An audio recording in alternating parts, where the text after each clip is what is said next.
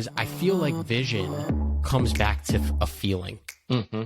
I think a lot of people make the mistake of painting a vision for themselves or a plan or a roadmap for their life based on achievements or cookie cutter routes Tangible that they results. think have already been paved in the past. And Yeah. they think, well, if you want to own your own second home, you have to work your way up the corporate ladder and do X, Y, right? Like, I don't know if I'm ever hold going to on, own let's take a step. Own a, yeah, right. Like, so, right, and so taking a step back and being like, okay, I don't know exactly what steps I'm going to take to get to wherever my end destination is, but I do know what feeling I want to have throughout that journey and what feeling I want to push towards. Yeah, and I feel like that is a great way to go about it. Yeah. Yeah, and something specific that kind of comes to mind that might be applicable here. When I was a senior in college, like I said, I had no idea what I wanted to do after school. There was a program at my university, like a fellows program. I think a lot of schools have it, where you kind of stay for an extra year, work in an administration office, and then go somewhere after that. And I, being as you so woefully mentioned, student body president and involved on campus, I was kind of, everyone was applying for it. And I was like, oh shit, I need to apply for this. And so I applied for it because it was the first thing that came up, was vaguely in my field that I could like spin into a politics thing in a year and a half.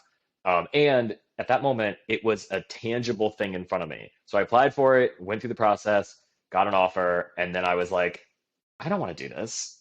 And I ended up turning it down, and everyone else who had interviewed was like, what the fuck? And so I think that the important thing to note there too is like, it's okay to not know what you want to do, explore an option, and then be like, oh, that's not actually what I want to do.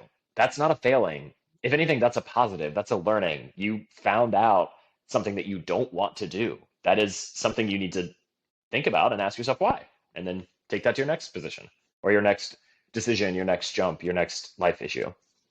The way I look at it is you'll never know if it's right or not for you unless you try. Yeah. Like, it's simple as that. You could sit and you could analyze everything. You could be the greatest quantitative analyst of your life and the way to go forward with it. But as long as you don't do it, you ain't going to know shit. You got to go out and do it so that you can learn.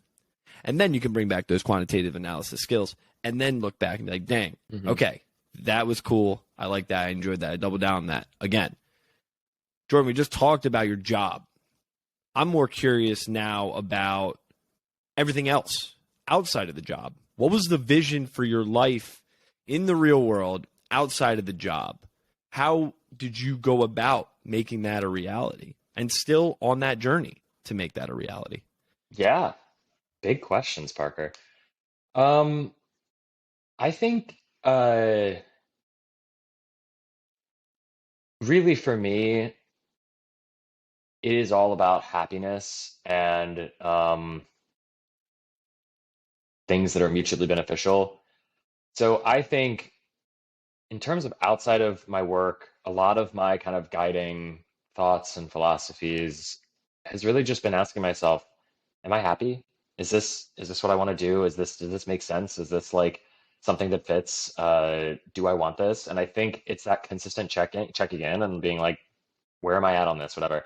And I mean, to go into like more specifics. I mean, for me, I had a pretty strong group of friends in college, and so I knew that was going to be something that I like really wanted to create after school too. And so really kind of prioritizing that I had people around me who made me feel good, which sounds like, in like dumb and like, of course, but like I am shocked, I feel like now at some of the people that some people keep around, and I'm like, do they make you feel good? Like, do they like give you the pump up that you need? And like, do they recognize you as like an incredible person? Like, I have been so intentional, I feel like in the past few years, of like keeping people in my life and wanting people in my life who like also believe that I'm an awesome person and that they're an awesome person. Yeah. Like, yeah. So I think that I read it. Oh, go ahead.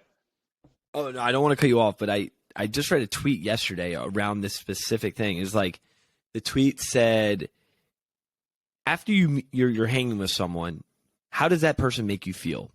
Then you'll know everything you need to know about that person. Yeah.